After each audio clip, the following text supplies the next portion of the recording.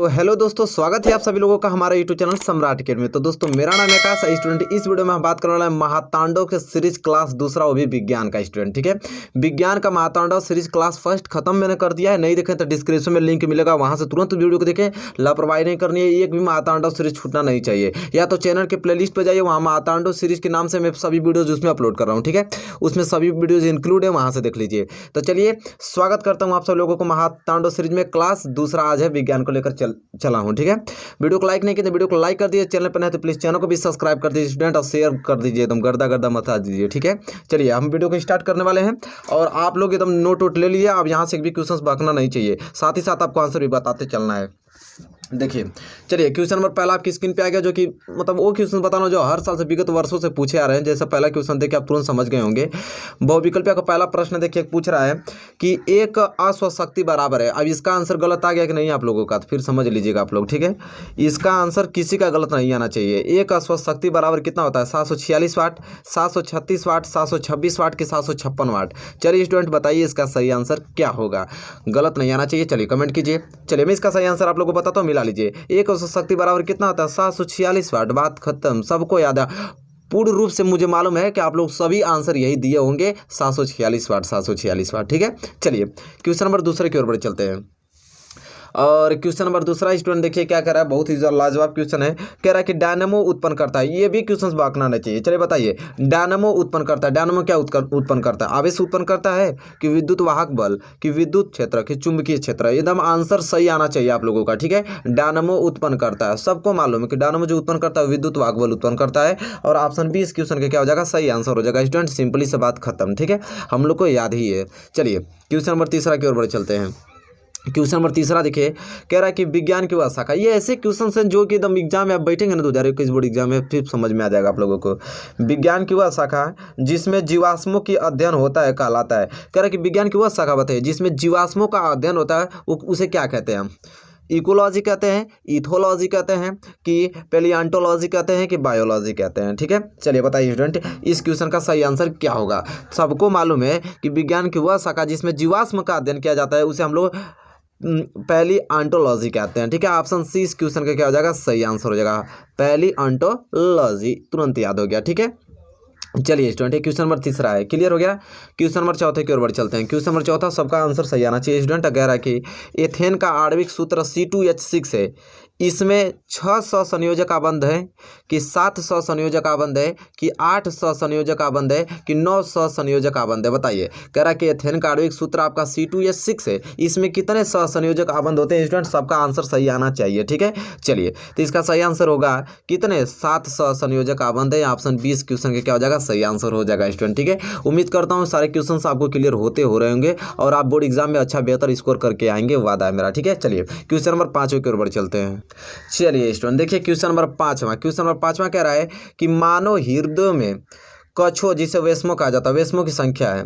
या तो इस क्वेश्चन को इस प्रकार भी पूछ लेता है कि मनुष्य के हृदय में कोष्ठों की संख्या होती है। देखिए, कोष्ठों दे देगा, कछुओं दे देगा, वेस्मो दे देगा, ये कई है। ठीक है, पता है कि मानव हृदय में कोष्ठों की संख्या कितनी स्टूडेंट होती है स्टूडेंट? इसका आंसर सबका सही आना चाहिए, बता देता हूँ स्टूडेंट। 1, 2 कि 3 कि 4? बताइए इन चारों ऑप्शन में से कौन सा ऑप्शन सही होगा कि मानव हृदय में वेस्मो या कोष्ठों या कछुओं की संख्या कितनी होती है स्टूडेंट? सबका आंसर एक ही आना चाहिए, क्या? 4 4 4। ठीक है, ऑप्शन डी इस क्वेश्चन का क्या हो जाएगा? सही आंसर हो जाएगा स्टूडेंट। ठीक है, चलिए अब हम देखेंगे अति लघु उत्तरीय महत्वपूर्ण प्रश्न, जो कि लाजवाब क्वेश्चन विगत वर्षों से पूछे आ रहे हैं, इस बार भी आएगा। ठीक है, चलिए अति लघु उत्तरीय प्रश्न पढ़ लेते हैं स्टूडेंट। अति लघु उत्तरीय का पहला प्रश्न नोट कीजिए हमारे साथ, बहुत ही ज्यादा मोस्ट इंपोर्टेंट है। देखिए, 2 कैटेगरी से पूछता है, 2 ढंग से देख लेते हैं। कहेगा कि हमारे आमाशय में अम्ल की भूमिका क्या है? हमारे आमाशय में अम्ल की भूमिका क्या है? या तो इस प्रश्न को इस ढंग से पूछ लेगा कि हमारे पाचन में अम्ल की भूमिका क्या है, वर्णन कीजिए। ठीक है, चलिए तो देखिए स्टूडेंट, इसका उत्तर हम लोग कैसे लिखेंगे? लाजवाब तरीके से लिखेंगे। ठीक है, देखिए उत्तर लिखेंगे हम लोग, हमारे आमाशय में उपस्थित हाइड्रोक्लोरिक अम्ल एक अम्लीय माध्यम तैयार करता है। हमारे अमाशय में जो उपस्थित हाइड्रोक्लोरिक अम्ल होता है एक अम्लीय माध्यम तैयार करता है जो पेप्सिन एंजाइम की क्रिया में सहायक होता है। किसके क्रिया में सहायक होता है? तो पेप्सिन एंजाइम की क्रिया में सहायक होता है। यह भोजन में उपस्थित कीटाणुओं को भी नष्ट करता है। यह भोजन में उपस्थित कीटाणुओं को भी क्या करता है स्टूडेंट? नष्ट करता है। अब हम लोग एकदम पूरा जान गए कि जो हमारे अमाशय में अम्ल की भूमिका क्या है, वो हमारे अमाशय में जो अम्ल है वो क्या क्या कार्य करता है। ठीक है स्टूडेंट, पूरा पूर्ण रूप से हम लोग जान गए। ठीक है, चलिए क्वेश्चन नंबर पहला क्लियर, एकदम याद कर लीजिए, अभी जस्ट हमारे साथ ही याद कर लीजिए इसको। चलिए क्वेश्चन नंबर दूसरे की ओर बढ़ चलते हैं। और क्वेश्चन नंबर दूसरा स्टूडेंट कह रहा है, देखिए ये क्वेश्चन लाजवाब क्वेश्चन है। कह रहा है कि एक दो कैटेगरी से पूछा जाता है, दो ढंग से। पहला, एक कूलाम आवेश की रचना करने वाले इलेक्ट्रॉनों की संख्या परिकलित कीजिए। एक कूलाम आवेश की रचना करने वाले इलेक्ट्रॉनों की संख्या परिकलित कीजिए। या तो इस क्वेश्चन को इस ढंग से आपको पूछ लेगा कि एक कूलाम आवेश में इलेक्ट्रॉनों की संख्या कितनी होती है। एक कूलाम आवेश में इलेक्ट्रॉनों की संख्या कितनी होती है स्टूडेंट? चलिए हम लोग देखते हैं। तो पूरा हम लगा के एकदम विधिवत आपको बताएंगे। पहले हम लोग लिखेंगे, हम जानते हैं कि एक इलेक्ट्रॉन पर आवेश होता है कितना? 1.6 × 10⁻⁻90 सेल्सियस। ठीक है, इतना होता है। अब देखिए, माना एक कूलाम आवेश में इलेक्ट्रॉनों की संख्या n हो गया। ठीक है, यहाँ से आप इलेक्ट्रॉनों की संख्या निकालेंगे। एक कूलाम बराबर कितना दिया था? इतना दिया था। एक कूलाम के बराबर जो दिया था उसको मैंने अपवर्तनांक गुणे इतना कूलाम लिख दिया। अब देखिए n बराबर, अगर यहाँ से n की वैल्यू निकाला जाए तो n की वैल्यू निकालेंगे तो क्या आ जाएगा? ये कहाँ चल जाएगा? इसके नीचे चला जाएगा। तो 1/1.6 × 10⁻⁻19 आ जाएगा बराबर। अब देखिए यहाँ पे इसको 10 में हटाएंगे तो ऊपर 10 चल जाएगा। ठीक है, और नीचे आपका 10⁻⁹ बच गया। अब यहाँ पे देखिए, जाहिर सी बात है कि यहाँ पे देखिए, यहाँ पे ये हो जाएगा 10, क्योंकि 10 में हटाएंगे तो ऊपर 10 बच जाएगा, नीचे बच जाएगा आपका 16 बच जाएगा, और यहाँ पे 10⁻⁹ बच जाएगा स्टूडेंट। ठीक है, सिंपल सी बात। तब इसे सोल्यूशन करेंगे तो n बराबर क्या आ जाएगा आपका? n बराबर आ जाएगा 6.25 × 10⁻18 इलेक्ट्रॉन। ठीक है, तो अगर जब भी आपसे कोई क्वेश्चन ये पूछे आपका कि एक कूलाम आवेश में इलेक्ट्रॉनों की संख्या कितनी होती है, तो 6.25 × 10⁻18। ठीक है स्टूडेंट, इस प्रकार आपको सोल्यूशन करके आपको लगाना है। ये देखिए भाई, क्वेश्चन बहुत ज़्यादा इंपॉर्टेंट है, समझ रहे हैं? ये क्वेश्चन बहुत ही ज़्यादा इंपॉर्टेंट है, बहुत बार क्वेश्चन पूछा गया। ठीक है, चलिए नोट कर लीजिए।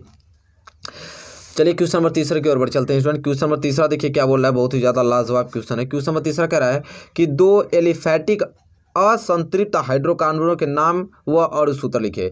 कह रहा है 2 एलिफैटिक असंतृप्त हाइड्रोकार्बन के नाम व अणु सूत्र लिखना है। तो चलिए पहला लिख लीजिए एथिलीन, और इसका सूत्र होगा C2H4, और दूसरा एसिटिलीन, और एसिटिलीन का सूत्र हो जाएगा C2H6। ठीक है स्टूडेंट, तो ये आपके 2 एलिफैटिक असंतृप्त हाइड्रोकार्बन है स्टूडेंट। ठीक है, और उसका सूत्र भी मैंने आप लोगों के सामने लिख दिया है। ये क्वेश्चन बहुत ही ज़्यादा मोस्ट IMP प्रश्न है। ठीक है, चलिए क्वेश्चन नंबर चौथा तब पूछने अब बात ही नहीं है, तो भैया एकदम लगता है कि फिक्स रहता है कि वो हर साल पूछेगा आप लोगों से कि DNA तथा RNA में अंतर लिखिए। DNA तथा RNA में अंतर लिखिए, या तो पूछ देगा आपसे कि DNA तथा RNA में केवल 2 अंतर लिखिए। ठीक है, तो दोनों कैटेगरी से पूछता है, तो 2 अंतर दे देंगे हम लोग। कर रहे हैं क्या इसमें? तो उत्तर में हम लोग एक और DNA लिखेंगे, एक और RNA लिखेंगे। ठीक है, देखिए पहला पॉइंट लिखिए, यह मुख्य रूप से गुणसूत्रों में पाया जाता है। जो DNA होता है यह मुख्य रूप से कहाँ पाया जाता है? तो गुणसूत्रों में पाया जाता है। इसके अतिरिक्त अल्प मात्रा में हरित लवक व माइटोकॉन्ड्रिया में पाया जाता है। और जो RNA होता है यह मुख्य रूप से कोशिका द्रव्य व अल्प मात्रा में केंद्रक में पाया जाता है। कोशिका द्रव्य में पाया जाता है स्टूडेंट, और केंद्रक में पाया जाता है। और दूसरा कंडीशन लिख देंगे DNA का है कि इसके नाइट्रोजन क्षारक हैं। कौन कौन? एडेनिन है, ग्वानिन है, साइटोसिन है, व थाइमिन है। और RNA का सेम वही है, एक बढ़ा दिया जाएगा। एडेनिन इसमें भी है, इसमें भी है, ग्वानिन इसमें भी है, इसमें भी है, साइटोसिन इसमें भी है, इसमें भी है, बस इसमें थाइमिन आ जाता है, इसमें यूरोसिल आ जाता है, बात खत्म। तो देखिए बहुत ही सिंपल है, आपको दोनों याद हो गया होगा। ठीक है, DNA और RNA में 2 अंतर लिखे, हमने 2 अंतर लिख दिया, बात खत्म। ठीक है, फुल मार्क्स हम लोग उठा लेंगे। चलिए स्टूडेंट, तो ये तो रहा आपका क्वेश्चन नंबर चौथा। अब हम बढ़ेंगे अगले क्वेश्चन की ओर, क्वेश्चन नंबर 5वें की ओर। देखिए स्टूडेंट, क्वेश्चन नंबर 5 आपकी स्क्रीन पे आ गया है, जो कि बहुत ही ज़्यादा महत्वपूर्ण प्रश्न है। और स्टूडेंट क्वेश्चन नंबर 5वां करा है कि 2 धातुओं के नाम बताइए जो तनु अम्ल से हाइड्रोजन को विस्थापित कर देगी, तथा 2 धातुएं जो ऐसा नहीं कर सकती। ठीक है, देखिए बहुत ही ज़्यादा मोस्ट इंपोर्टेंट कह रहा है, दो धातुओं के नाम बताइए जो तनु अम्ल से हाइड्रोजन को क्या करते हैं, विस्थापित कर देंगी, तथा दो धातुएं जो ऐसी नहीं कर सकती हैं। तो दो धातु ऐसा बताना है आपको जो कि तनु अम्ल से हाइड्रोजन को विस्थापित कर दे, और दो ऐसा बताना है कि जो नहीं कर सकती हैं। ठीक है, तो देखिए उत्तर क्या लिखेंगे कि जिंक तथा लोहा, जिंक तथा लोहा हाइड्रोजन को तनु अम्ल में से विस्थापित कर देते हैं। जो जिंक तथा लोहा है वो हाइड्रोजन को क्या करते हैं, तनु अम्ल में से विस्थापित कर देते हैं, जबकि जो कॉपर है तथा सिल्वर ये ऐसा नहीं कर सकते हैं। ठीक है, तो ये तो पूछा था, दो हमको ऐसा बताना था कि जो कर सकते हैं और दो ऐसा बताना था कि जो नहीं कर सकते हैं। तो भाई जिंक और लोहा कर सकते हैं या कॉपर सिल्वर नहीं कर सकते हैं, बात खत्म, तुरंत याद हो गया। चलिए अब हम लघु उत्तरीय प्रश्न देख लेते हैं स्टूडेंट। ठीक है, चलिए अब हम लघु उत्तरीय प्रश्न पढ़ेंगे स्टूडेंट, जो कि बहुत ही ज़्यादा महत्वपूर्ण प्रश्न है। और लघु उत्तरीय प्रश्न में पहला प्रश्न आपकी स्क्रीन पे आ गया है, कह रहा है कि एक कोशिक एवं बहुकोशिक जीवों की जनन पद्धति में क्या अंतर है। भैया लाजवाब क्वेश्चन। एक कोशिक एवं बहुकोशिक जीवों की जनन पद्धति में क्या अंतर है, बहुत ही ज़्यादा महत्वपूर्ण प्रश्न है। तो स्टूडेंट देखिए उत्तर क्या लिखेंगे हम लोग कि एक कोशिक जीवों में केवल एक ही कोशिका होती है। एक कोशिक जीवों में कितनी कोशिका होती है स्टूडेंट, एक ही कोशिका होती है। उसमें जनन के लिए अलग से कोई उत्तक या अंग नहीं होता है, अतः उसमें जनन केवल द्विविखंडन या बहुविखंडन द्वारा ही हो सकता है स्टूडेंट। कुछ जीवों जैसे ईस्ट या मुकुलन द्वारा भी जनन होता है। ठीक है, अब बहुकोशिक जीवों का शरीर बहुत सी कोशिकाओं से बना होता है। जो बहुकोशिक जीवों का शरीर होता है वो बहुत सी कोशिकाओं से बना होता है। इसमें जनन के लिए अलग से उत्तक या जनन तंत्र होते हैं, अतः इनमें जनन लैंगिक व अलैंगिक दोनों प्रकार से होता है स्टूडेंट। ठीक है, बहुत ही ज़्यादा मोस्ट इंपोर्टेंट क्वेश्चन में करा रहा हूँ, तो स्टूडेंट इसको तुरंत लिख कर याद करना आप लोगों को। एक भी महातांडव सीरीज किसी भी सब्जेक्ट का छूटना नहीं चाहिए। अगर आप 90+ मार्क्स लाना चाहते हैं स्टूडेंट, ये दावा है मेरा कि जो मैं पढ़ा रहा हूँ नहीं फंसेगा तो फिर कहिएगा। ठीक है, आप इसको रट्टा मार लीजिए। चलिए क्वेश्चन नंबर पहला क्लियर, क्वेश्चन नंबर दूसरे की ओर चलते हैं। चलिए स्टूडेंट क्वेश्चन नंबर दूसरा, जो कि बहुत ही ज़्यादा महत्वपूर्ण प्रश्न है। अब क्वेश्चन नंबर दूसरा स्टूडेंट क्या बोल रहा है उसको थोड़ा हम लोग देखते हैं गहराई से। कह रहा है कि अयस्क व खनिज को परिभाषित कीजिए। अयस्क तथा खनिज में क्या अंतर है, बहुत ही ज़्यादा मोस्ट इंपोर्टेंट। कह रहा है कि अयस्क व खनिज को परिभाषित करना है, अयस्क तथा खनिज में क्या अंतर है आपको बताना है। चलिए सिंपल, पहले हेडिंग डालें हम लोग खनिज, जिसे मिनरल्स कहा जाता है। अब खनिज क्या होते हैं कि प्रकृति में पृथ्वी के अंदर धातुएं जो उनके यौगिक जिस रूप में पाए जाते हैं उसको खनिज कहते हैं। जैसे आपका लोहा हुआ, कोयला हुआ, जिस रूप में पाया जाता है। कह रहा है कि प्रकृति में पृथ्वी के अंदर जो धातुएं होती हैं उनके यौगिक जिस रूप में पाए जाते हैं भैया उसको खनिज कहते हैं। जिस रूप में रहेगा उसी रूप में रहेगा वो। ठीक है, उस रूप में पाए जाते हैं वो आपके क्या कहलाते हैं, खनिज कहलाते हैं। लेकिन अयस्क जो रस होते हैं, अयस्क क्या कहलाते हैं कि जिस खनिज से किसी धातु को प्रचुर मात्रा में कम व्यय पर आसानी से प्राप्त किया जा सके उस खनिज को, उस विशिष्ट धातु का अयस्क कहते हैं। जैसे आपका एल्युमिनियम हुआ, बॉक्साइड हुआ। ठीक है, तो यहाँ पे अयस्क और यहाँ पे खनिज दोनों अगर आप लिख देते हैं, एग्जामिनर पढ़ेगा उसको अंतर दोनों में स्पष्ट हो जाएगा कि हाँ भाई खनिज क्या होता है और अयस्क क्या होता है। तो आपने खनिज का परिभाषा भी लिख दिया, अयस्क की भी परिभाषा लिख दिया, और अंतर भी दोनों डिफरेंट है, उसको पढ़ के मालूम चल जाएगा हाँ भाई दोनों डिफरेंट है। ठीक है, चलिए उम्मीद करता हूँ कि क्लियर हो गया होगा स्टूडेंट। ठीक है, अब हम रुकेंगे नहीं, बढ़ेंगे भाई अपने महातांडव सीरीज दीर्घ उत्तरीय प्रश्न की ओर। और लाजवाब क्वेश्चन आपके आज डिस्कस करने वाला हूँ। ये भैया क्वेश्चन आप ना एकदम बैठ कर एक जगह आप बढ़िया से याद कर लीजिएगा एक क्वेश्चन, कि ताकि पछताना ना पड़े आपको 2021 बोर्ड एग्जाम में। देखिए 3 तरीके से क्वेश्चन पूछेगा कि मानव नेत्र के प्रमुख भागों का वर्णन कीजिए। किसी वस्तु का मानव नेत्र से प्रतिबिंब बनना किरण आरेख द्वारा स्पष्ट कीजिए।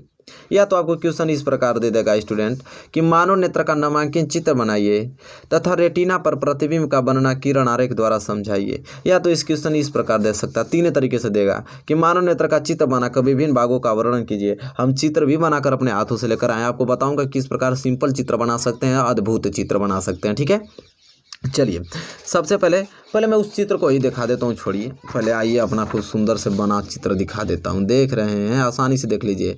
ये आपको देखिए दृष्टि पटल, रक्तक पटल, श्वेत पटल, यह आपका आंध्र बिंदु है, दृष्टि तंत्रिका है। ठीक है, या पक्षमाफी पेशियाँ आपको दिखाई दे रही हैं, तारा दिखाई दे रहा है, या भाग आइरिस कहा जाता है, या कार्निया कहा जाता है, या लेंस कहा जाता है, या द्रव जलीय द्रव कहा जाता है, कचाप द्रव, सब के बारे में अभी डिस्कस करने वाले एक एक पॉइंट के बारे में। ठीक है, फिलहाल मेरा जो बनाया हूँ फिगर आप इसी तरह आपको बना देना है। ठीक है, एग्जाम में।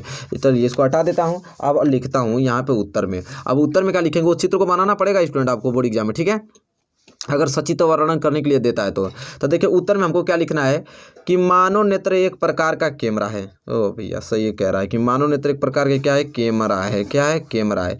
इसके द्वारा फोटो कैमरे की भांति वस्तुओं के वास्तविक प्रतिबिंब रेटिना पर बनते हैं। कहाँ बनते हैं प्रतिबिंब, इसके रेटिना पर बनते हैं। अब हेडिंग डालना है कि मानव नेत्र का गोलक, आइस बाल, मानव नेत्र का गोलक यह लगभग गोलाकार पिंड है। यह लगभग क्या होता है, गोलाकार पिंड होता है, जो सामने के भाग को छोड़कर चारों ओर से दृढ़ अपारदर्शी परत से ढका होता है। इसके प्रमुख अवयव निम्नलिखित है। कौन कौन से प्रमुख अवयव, तो पहला हेडिंग डाल लीजिए, यहाँ से स्टार्ट होती है कहानी। पहला हेडिंग स्टूडेंट यह है दृढ़ पटल या रक्तक पटल। देखिए दृढ़ पटल को हम लोग रक्तक पटल भी कहते हैं।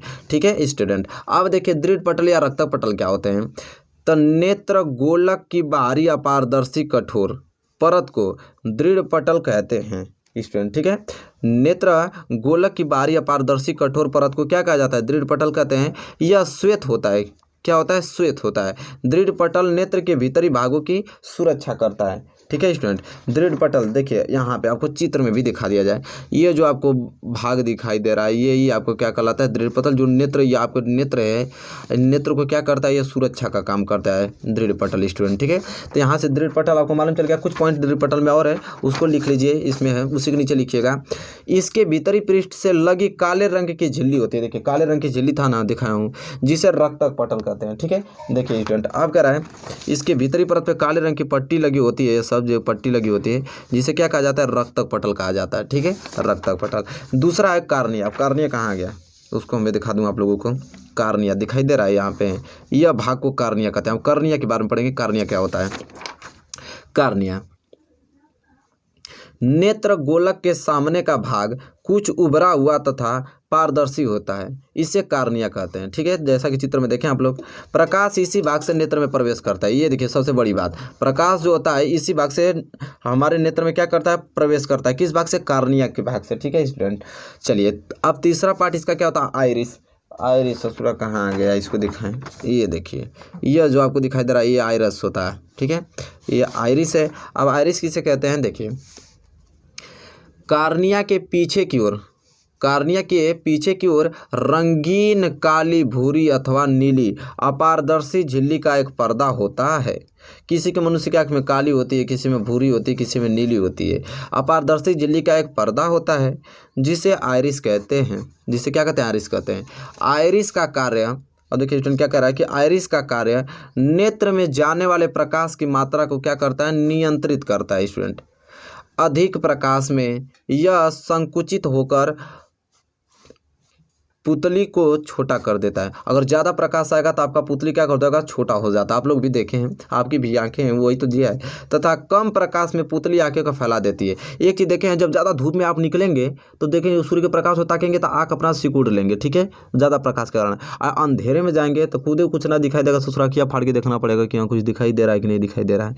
ठीक है, फिर वही चीज़ करा, जिससे नेत्र में जाने वाले प्रकाश की मात्रा बढ़ जाती है। ठीक है, जिससे नेत्र में जाने वाले प्रकाश की मात्रा बढ़ जाती है। नेत्र में यह क्रिया स्वतः होती है। ठीक है, अपने आप होती है स्टूडेंट। ठीक है, चलिए तो यह तीसरा पार्ट था इसका आइरिस। चौथा है नेत्र लेंस।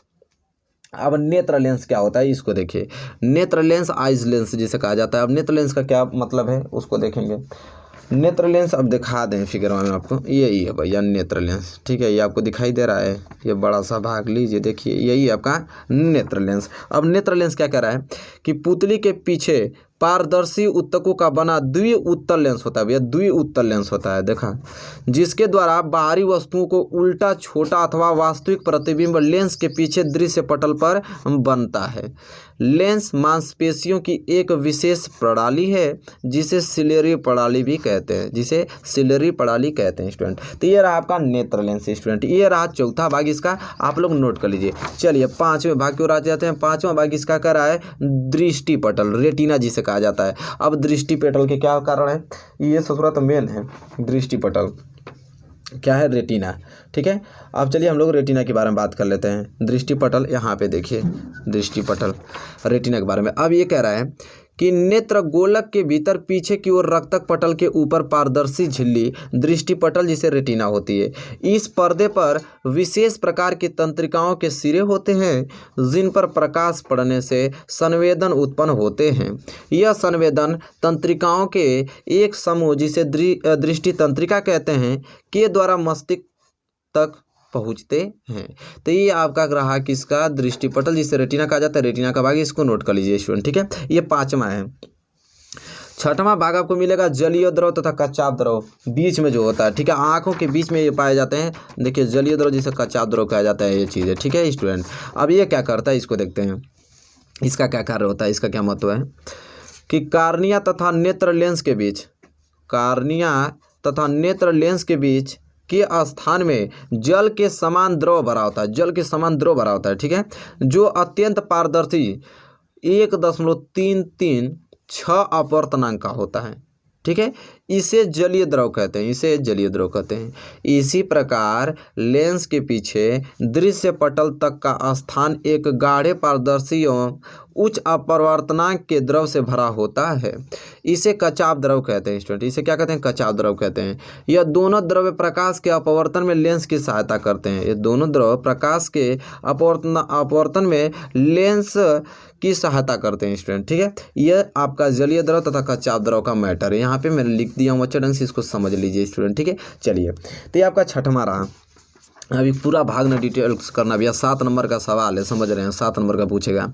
फिर आएगा आपका 7वां पीत बिंदु, येलो स्पॉट। अब पीत बिंदु क्या होता है, ठीक है, अब पीत बिंदु देखेंगे कि पीत बिंदु का क्या कार्य है।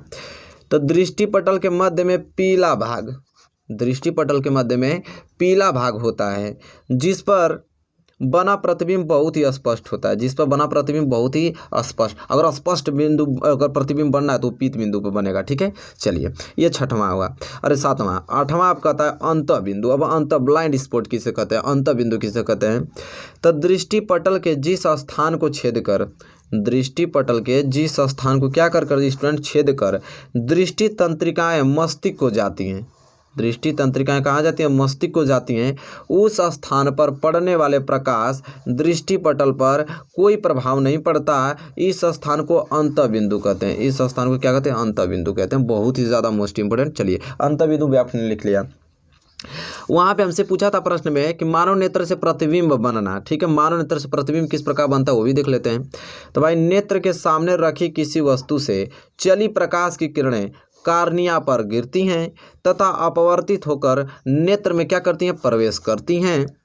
फिर ये क्रमशः जलीय द्रव लेंस व कच्चाभ द्रव में से होती हुई रेटिना पर गिरती हैं, जहां वस्तु का उल्टा प्रतिबिंब बनता है। प्रतिबिंब बनने का संदेश दृक् तंत्रिकाओं द्वारा मस्तिष्क में पहुंचता है, जिससे यह प्रतिबिंब अनुभव के आधार पर सीधा दिखाई देता है स्टूडेंट। इसका अतु भी कहा था कि चित्र बनाने के, तो देखिए यहाँ पे यह आपका वस्तु है, यहाँ पे ये प्रतिबिंब बन रहा है। देखिए यहाँ प्रतिबिंब उल्टा बना है। ये आपका दृष्टिपटल है, नेत्र गोलक है, ये आपका नेत्र है, ये आपका तारा है, ये आपका कार्निया है, यहाँ पे वस्तु है स्टूडेंट। ठीक है, तो सारे कंडीशन से जो हो रहे हैं सब मैं इसमें आपको लिखा हूँ, यहाँ पे पहले दिखा दूँ, आप लोग स्क्रीनशॉट इसका ले लीजिए। ठीक है, चलिए, और जो भी क्रियाकलाप था इसमें मैं आराम से नेत्र लेंस से प्रतिबिंब किस प्रकार बनता है मैं इसमें अच्छा से लिख दिया हूँ, इसको नोट कर लीजिए।